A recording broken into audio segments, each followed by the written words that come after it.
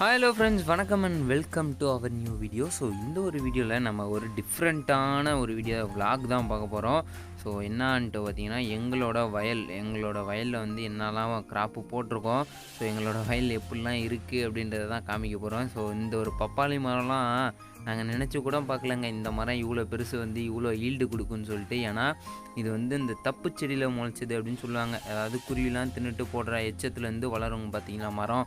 So அந்தமாரி இது வளர்ந்த ஒரு மரம் தான். ஸோ வளர்ந்து இவ்வளோ காய் கொடுத்துருச்சு. நாங்களுமே 2-3 பழம்லாம் சாப்பிட்டோம். நானே நிறையா சாப்பிட்டேன்.